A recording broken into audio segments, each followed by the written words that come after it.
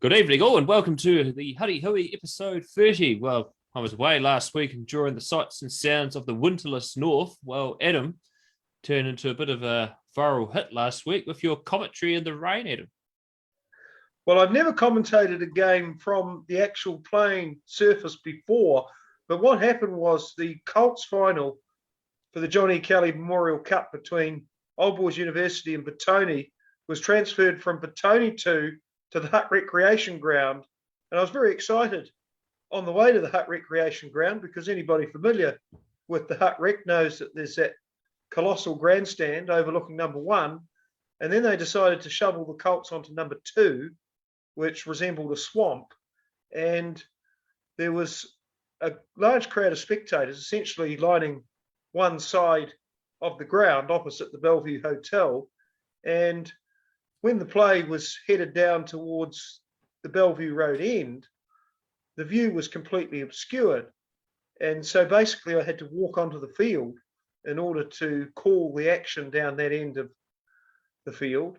And then the spectators started to get excited and get in my way. So I had to sort of circumnavigate the spectators in order to continue my 100 minutes of obnoxious shouting. It was a very challenging experience, but a very enjoyable one. Well, it certainly was, and he even had Mark Fairmaid enjoying your commentary as well, and he had in a few chips as well. But our first guest tonight is the captain of the victorious OBU Colts side, Daniel Livingston. And Daniel, many thanks for coming on the Hui tonight. Describe the feeling at full time and also the party afterwards, but tell us about a rather special black eye that you're sporting at the moment. Oh, the black eye. Yeah, I'm not sure when it happened.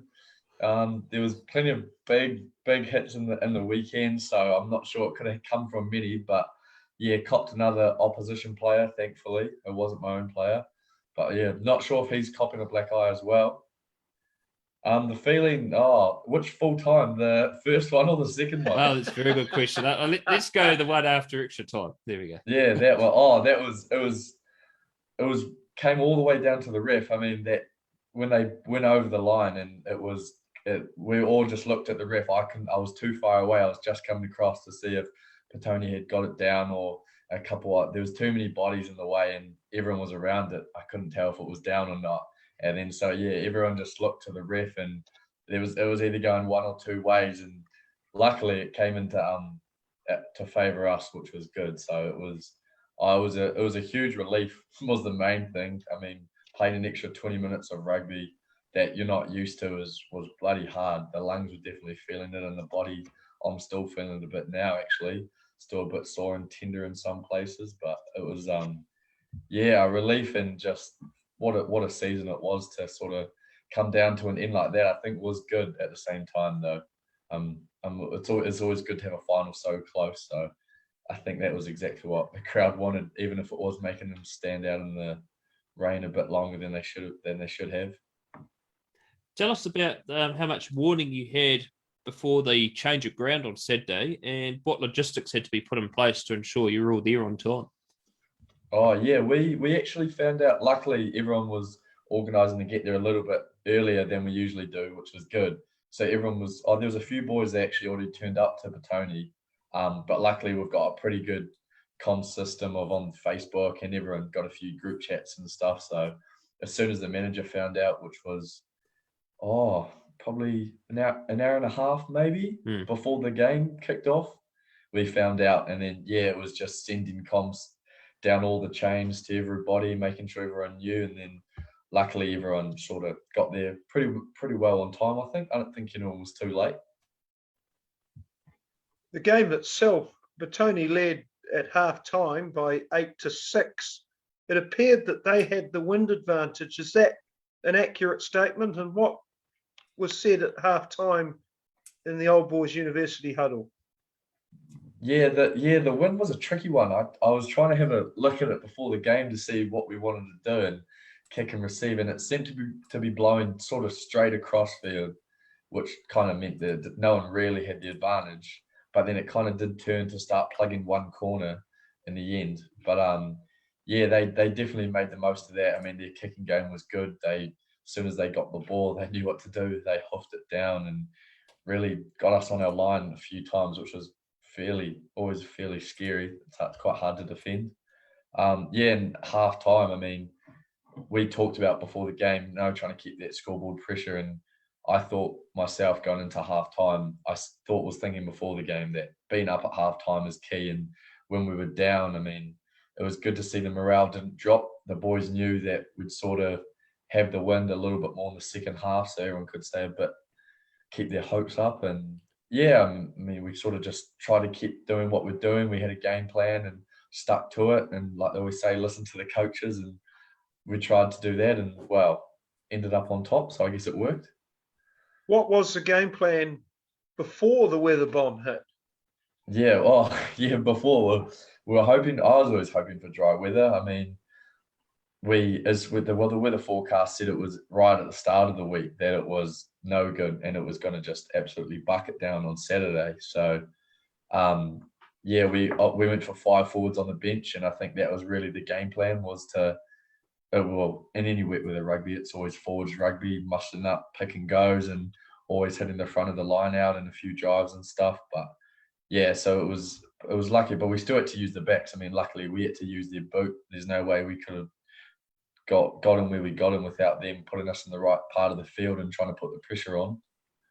Describe the battle in the lineouts, because you were central to that, winning a lot of ball at 2. What was it like in the first half, and then when Batoni replaced their jumper at the interval? Oh it was. I mean, Batoni did have a good lineout. I thought they actually improved quite a lot. They really improved their lineout drive, which was important. Their defending of it, rather. I mean, we only had a couple of cracks to the drive, and they had that with some force. We had to end up running lots of our variations off our moves, because we couldn't really just have the muscle power just to push them over. They really put us back, and they did make a few changes in the lineout, which came quite a nuisance for us, which was, I guess, exactly what they were hoping for, and throwing a few variations. But it couldn't go back much further. It was either me or the person behind. So the weather didn't make it easy, but it was good. It was a good contest in the air, I thought, actually. You got ahead by 18-8, 2 tries. Tell us about the halfback, James Cole. He was very influential in both of those tries. And did you think at 18-8 you were home and hosed? Colesy, he's always got a good, whether he comes off the bench or he starts, he does make an impact, which is good. He had quite a few snipes actually on Saturday, which was perfect, because he's got a bit of pace behind him, which can get him through, and just need the support there. But he did a bloody good job, I thought. It was important. I mean, it was going to always be the inside back. That 9-10 combo was going to be quite important to making sure that they could get us out of the field, which was important. What was the second part of the question, sorry? At 18-8. Oh, yeah. What happened to allow Batoni back in? That was an extraordinary revival by them.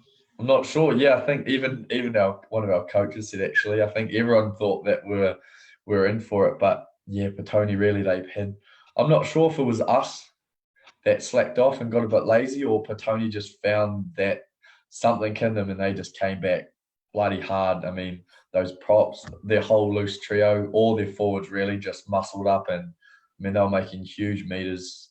They could carry well, and it's hard to say to this day whether we slacked off or they just gave it an extra 10%, which seemed impossible, but they did. They managed, and they came back and put us into overtime, and that was I think it made everyone sort of miss a beat a little bit. It was definitely made the nerves come on a bit more than they already were. So at OBU Colts, of course, it's roughly about 4 or 5 titles in a row now for the OBU Colts. Tell us about the system there and the culture at Old Boys University that has led to the success of the Colts program. The culture's a big one, I think, especially with a uni team, getting a lot of students that come in and out, and sort of you get a lot of first years that come through every now and then. I mean, this team was a fairly new team actually compared to last year. There were a lot of first years in, which you always get through time to time. But I mean, with especially with students, so they can only be there for a few years sometimes only 3, 4. So they go in and out. And yeah, being the culture was good. I found being there my first year was just perfect. Everyone's sort of in the same boat, and it's just about getting those early connections in, I think, and even right through pre-season, trying to get little things done, whether it's a couple of pizza nights after training or something, or always heading down to the club rooms when you can, which is quite important because it makes a hell of a difference on the field, I thought. And you can see as the year goes on, everyone gets a bit closer, and usually the rugby tends to improve, which is the main thing. I mean, it helps you when you get into on your line in the final and overtime, and you're standing next to each other. You really got to dig deep and put it through, and hopefully it's the stuff off the field that helped a lot with that as well. Tell us about that last scrum, because you were all huddled together at the back of a scrum that actually splintered initially, and somehow you managed to control the ball and rumbled over like a submarine. It was quite a spectacular try in adverse conditions. So take us through your memories of that. Yeah, that scrum we did. Yeah, we have a core for to just basically just give it everything you got, and that far on the line. We'd had a few scrums before that, and we were starting to make a bit of leeway, and we thought, well, we could go over, but then again, came down to the 8. He controlled that bloody well, because I mean, a knock on or it got loose, spilt out the other way, it would have been all over. So, I mean, yeah, I think everyone knew. There wasn't a lot of doubts. As soon as that we got that scrum, everyone knew what to do. I didn't even make the call. I think someone else actually made the call and just said, "Nah, we got to go. Like, we're going for it. It's got to be the safest spot. The ball can't slip out of your hands if it's at your feet." But with lots of other things that could happen, then to come away with a try was a bloody hell of a relief. But it was, I mean, there were lots of scrums that day. I think all the boys were getting pretty knackered, but I mean, in those do or die situations, you always have a little bit left in the tank just to give it that last oomph. Now, according to some sources at Batoni, it was a try on full time. When you were having a good time on Saturday night and perhaps tongues loosened, did anyone in the OBU team confess that in fact Batoni did score a try? No, I didn't hear anything of the sort. I'm not sure if they were meaning to tell us or they didn't, but no, it was nothing came up of that. I'm sure. I mean, I myself, I wasn't there to see it, but there are only a handful of boys there, and I guess you ask any OBU boy, and they're going to say, "Oh, no, it's definitely held up," and then you ask any Batoni boy, "Oh, no, it was definitely down." And I mean, it might be one of those mysteries. It'll definitely be one of those times that we'll keep on talking about. Anytime I see one of the boys again, back in 2021, we won the final, and was it a try or was it held up? But no, there haven't been any confessions yet. But I mean, there's still time. What's the closest weather that you've got to playing in conditions like Saturday? Oh, definitely nothing. I never played anything like that. I mean, at one point it was literally coming sideways and squinting your eyes. I thought it was like hurting the eyes. I couldn't imagine what the crowd was feeling like, but actually struggling to see. I hadn't played anything like that. Probably back at school, I'd say, but no, it wouldn't have been in Hawke's Bay. Usually the weather's not too bad there. So, definitely that was the first I've ever played. I thought it was borderline hail, but yeah, that's Wellington for you, I guess.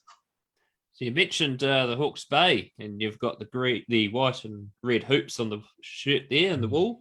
Lindisfarne College. Tell us about your playing career at Lindisfarne College, and you're also the head boy as well. Yeah.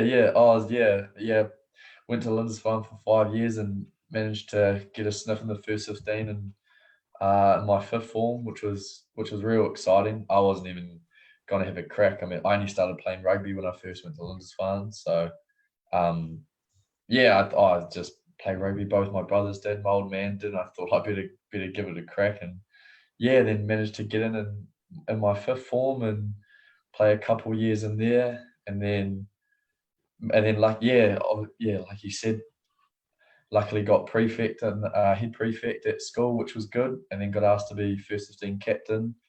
which was bloody awesome. It was actually a hell of a year for me. I loved it. It was good. Had a whole bunch of mates that had been boarding with for 5 years and playing footy with them and playing rugby for so many years. And looking back, and yeah, I was quite lucky to be two quite important leadership roles. I thought was bloody good. But it made a very enjoyable last year school, and leaving Lindisfarne. Yeah, I had plenty to look back on and still look back on today, catching up with a few mates and talking about all those times and stuff. It was bloody good. Love my time at school, especially Lindisfarne. What does being the head boy teach you about life? Oh yeah, it was quite a lot. I haven't had that question before actually. I'm trying to think about a few things for it, but yeah, it was. I don't know. It after school, it didn't seem like it was a lot. Like I came to uni and stuff, and I mean, obviously, you're not head prefect when you're at uni and stuff. But I thought there was still a few things that you talk about. I mean, trying to lead like a team, obviously like a prefect team, but I think quite realised a lot that there's no way you can do it. Like it's never just the leader or whoever's in charge, that it's up to them and they make the difference. It's always who's behind you and who's supporting you. I mean, same as the rugby team. I was captain, but there was no way I couldn't make all the decisions by myself and on my own without the leadership team and a few of those other vets that were in there. Yeah, there's no way I'd better do it by myself. So having the support around, I think I found was the best way. And same at school, being head prefect, the prefect team was just awesome. It was easy if I had too much on, I could easily delegate a bit off, or they would jump in before I even had a chance to say, "Oh yeah, I'll do it." They just put their hand up, and kind of the same on the field. I thought if someone knew I was struggling with a decision or didn't make it, they just helped me out or point me in the right direction, which is bloody good. Because yeah, sometimes I've made the wrong one a few times, but it's good always to have boys have your back. It's your last year at varsity and with the university Colts. What are your ambitions for next year? Yeah, next year it's a big mystery for me. I'm not sure. I'm definitely keen to carry on playing footy, but whether that's back home in Gisborne or somewhere else, wander down either further up north, Auckland, or further down south. I don't know if I'll brave the cold down there in Christchurch or somewhere down there. But yeah, I mean, I'm definitely keen to carry on playing footy and just start a new career that's not studying. I mean, studying for all my life now, so being able to do something else, get a job, and hopefully start making a little bit of money, which will be pretty exciting for me, I think. But yeah, where I end up, not sure, but definitely, hopefully joining a rugby club there somewhere. Well, Dan, it's been fantastic having you on the Huddy Hui tonight. Well done on a fantastic season with the OBU Colts, and have a good off-season. Beauty, cheers. Thank you very much for having me. Awesome. Well, Adam, I was listening to the last few minutes of that commentary when I was up in Auckland in the weekend, and all the years I've known you, I've never known you to lose your voice commentating, and that was quite special, that commentary, let alone in the rain. Well, the voice was strained significantly because it went 20 minutes longer than it typically does. And Mark Fairmaid's got a very firm grip of my arm. He was trying to keep me under shelter, and I actually had to fend him off with about 3 minutes to go so I could see the rest of the game. He was actually trying to keep me off the field, typical referee. No, it was an extraordinary experience, really, to witness something like that. And all 44 players who participated in that game, the coaches, they were just a complete compliment to their own individual talent and the integrity of the spirit of the game. It was something that was actually more meaningful than just a typical game of rugby. It was an experience in every sense of the word, the weather, the 5 lead changes, the incredible skill that both sides showcased, the utter relief and joy of Old Boys University, the contrast and emotions with Batoni, who really salvaged their season from the doldrums. Brad, they lost 4 of their first 5 games, came back to win their next 6, including a victory over University, and they almost won the final, superbly coached by Warren Bradshaw and Fridge Messina, who are 2 of the nicest guys and capable talents in rugby. Yes, fantastic players coming through the system, and hopefully they continue playing the game. And our other guest tonight is an Eastbourne legend. He was the ball boy back when the '85 team started at the beginning of the century, new century, of course.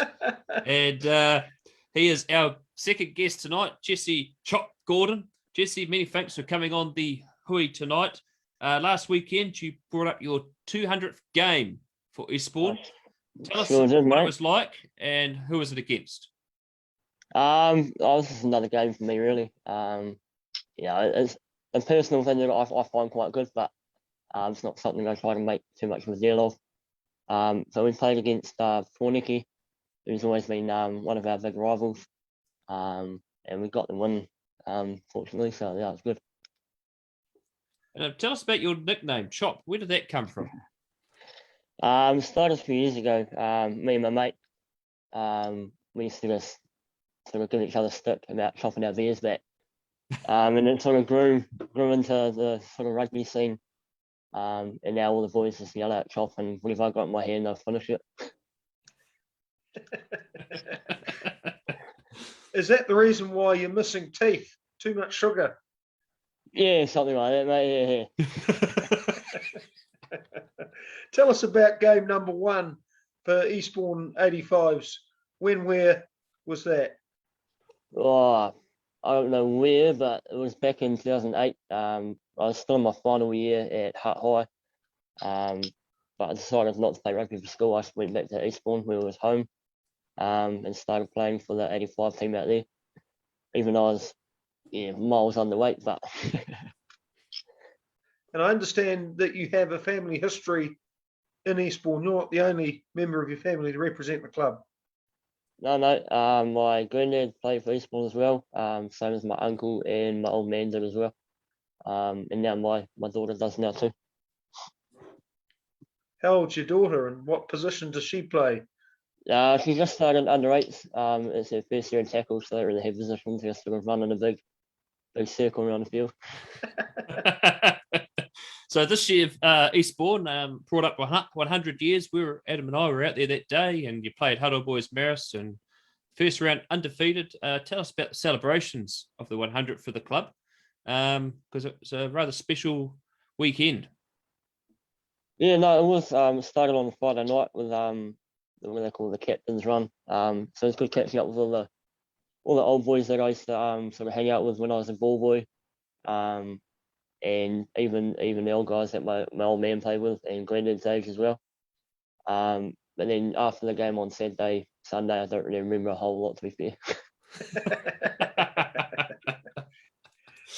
The Eastbourne team since Centenary Day has hit some roadblocks, defaults and defeats. What do you have to do to reverse your fortunes this weekend against a tough Johnsonville side?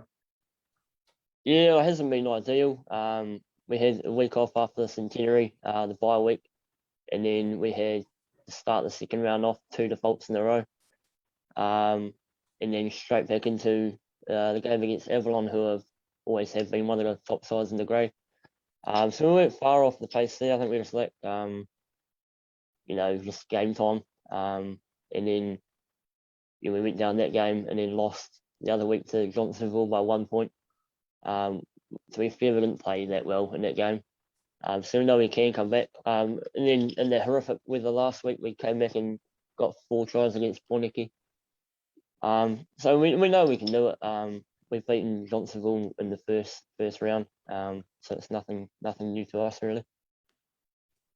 Track the changes over your 12 years involved with Eastbourne. 2008 was a humble start, and now you're one of the leading clubs in the grade and 100 years old. Yeah, so I think when I started, I think we might have been second, maybe third division, back when there was a lot of 85s teams playing back then. And then at one point we had 2 teams. So I was playing in the seconds team. We're in the third division, and then the A's were in the first division. That happened to be one of the years that they got dropped down in the second division. We got put up in the second. We played each other, which is quite a quite a physical game, that one. And no one mentioned at the centenary, but the Bs actually beat the A's that year. And then we played them in the semi-final again, and we lost that one. But we'll still claim that we beat them in that one time. So 200 games for the club, Jesse, and of course, what's your plan? So you're going to continue playing for the club and target another 100, and what are you going to do once you finish playing the game? Well, yeah, if we win, I said I'd probably give it up, but yeah, it's kind of hard because I always want to go out and support the boys. When you're on the sideline, it's hard to watch. You'd rather be out on the field. So we'll see how we go. My grandma definitely wants me to retire, but I'm still keen to play a few more games, I think. Chop.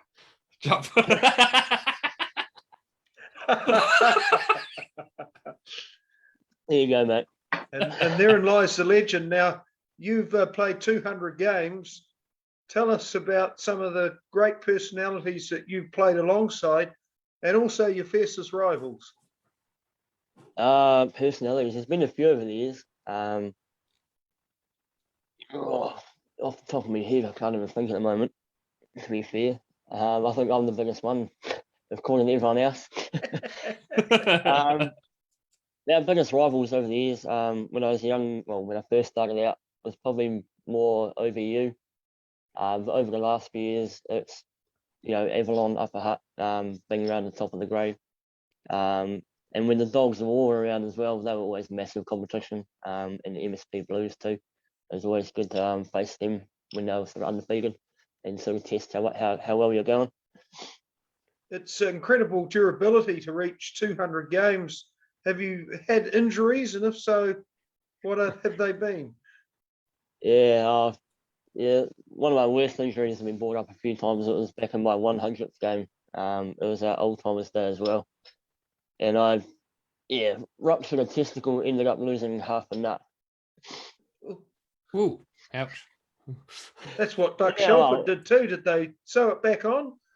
No, I didn't find out what actually happened until after the game. I sort of had a few jugs and thought, I'll try to get rid of the pain. And when a few jugs don't really work, you sort of think, well, maybe it's something a bit serious. So I ended up going to A&E and got rushed into emergency surgery that night. And they found that my testicle had split completely in half. So, good heavens! So you actually played on and then discovered the injury afterwards and had to go into surgery that night. I would have played on, but I also got split head on the same tackle. Yeah, I was off in the blood bin, and then it was game over after that. So, but I would have played on. I wasn't that bad at the time. Good heavens, that is some story, Chop. Yeah, so I suppose you can call me Chop for that too. Yeah. Well, that's right. That's more than enough reason to be called Chop. And tell us about your coaches, because they've been long-serving stalwarts at Eastbourne now, and I guess they probably had a profound influence on your life both on and off the field. Yeah, I have. So Bez has been around since I first started. He's still there now. But when I first started, Kev Houston was there. He's a fantastic human as well, both on and off the field. But the coaches, they sort of look after you, not just on the field, but outside of it as well. They're more mates than coaches, really. But it's good to have them around the club and around this community, really. So National 85 competition, the second year of that, and Eastbourne, of course, did pretty well in the inaugural competition. So what's that looking like after the Wellington season? Who do you play up against first? I think we got Huddy Hui first up. We played them on our centenary game. But yeah, the National Cup's a completely different story than normal comp. So I know they'll come out strong, and they'll play with a few new players as well. And then I think if we go ahead and win that one, we play either Paniki or Petoni, who've managed to get a team together. So I know they're going to be strong. So anyone on the national comp's strong. So yeah, it'll be tough. One of the fascinating things about watching 85's rugby is the fact that most of the players are relatively the same size. have you had a number of positional changes in your career? Not too many. I started out on the wing when I first started. I was about 54, 55 kilos back then. To be fair, I'm not that much heavier now. I'm playing prop this year, so yeah. What side of the scrum do you prefer, Tight head. and why? Oh, because I'm usually a hooker, so I'm always in between two people, so I feel more at home, kind of squeezed in there. Well, Jesse, it's been fantastic having you on the Huddy Hui tonight. All the best in your semi-final against Johnsonville. Give them a good go. Awesome. Thank you, guys. Have a good one. Cheers. Thank you, Jesse. Yeah. Well, Adam, 200 games for any club is special, in particular for Eastbourne and their 85 side, which is their top team. Absolutely. What a character, Chop Gordon. He's put me off my dinner with that story he told. But he is a real trooper, as you can see. He's missing half his top teeth, and that's through rugby injury.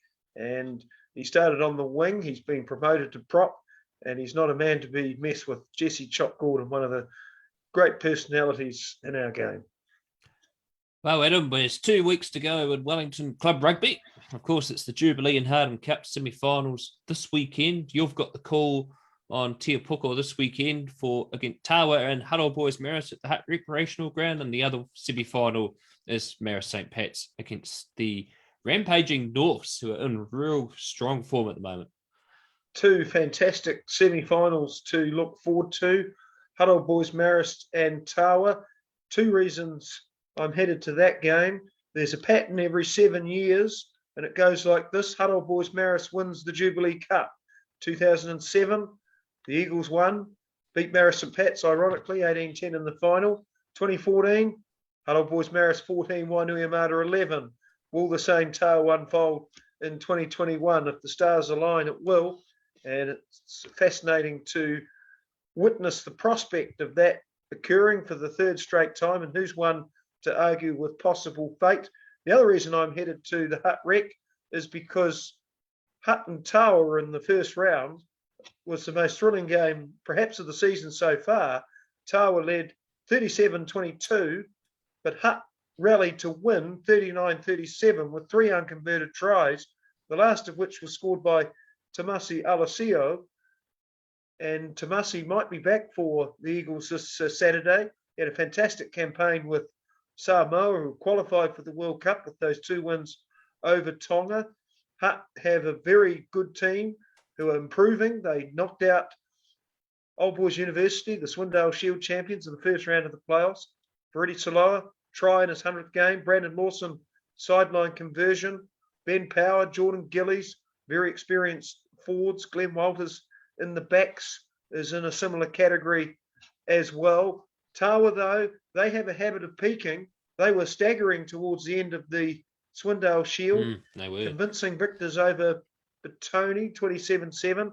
And then last Saturday, superb performance in beating Auries at the Polo Ground 1914. Lotu Nuku, who's a club rugby feature story, scored a try in that game. He's won 2 Jubilee Cups. Tawa only had 3 players left from their 2016 Jubilee Cup winning team, but a lot of fine young talent. Hugo Plummer and Kira Iramia will look to dominate the lineouts, and they've got some very vibrant backs as well. Who could ever forget Tawa's run to the championship in 2016 when they won 6 in a row? There's a similar momentum building at Lyndhurst Park.